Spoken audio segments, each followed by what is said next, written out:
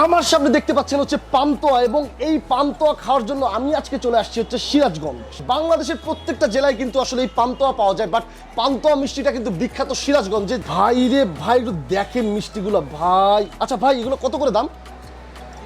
30 টাকা করে না? আচ্ছা, আমাকে একটা বাটি দেন, আমি একটু নিজেরটা নিজেই নিতে চাই। যাই হোক, পাশে কিন্তু রাতুল ভাই আছে, এবং ভাই কিন্তু আসলে আমাকে বলছে যে এই রনি মিষ্টান্ন ভান্ডারে কিন্তু আসলে পান্তুয়াটা মানে বিখ্যাত। তাই না? তাই না? আচ্ছা, আমরা কোথায় আছি আমি একটু বলে দিই। আমরা হচ্ছে সিরাজগঞ্জের এনায়েতপুরের কেজির মোড়ে আছি, এবং এই কেজির মোড়ের পাশেই কিন্তু রনি মিষ্টান্ন ভান্ডার, এবং এইখানেই নাকি পান্তুয়া বিখ্যাত।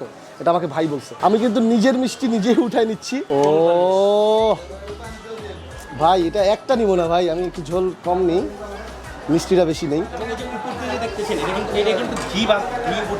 উপরে ঘি? আচ্ছা আচ্ছা আচ্ছা আচ্ছা, একটা জিনিস খেয়াল করে দেখেন, উপরে দেখেন কিন্তু আসলে ঘি ভেসে আছে, মানে এটা কিন্তু আসলে ঘি দিয়ে ভাজে এমন একটা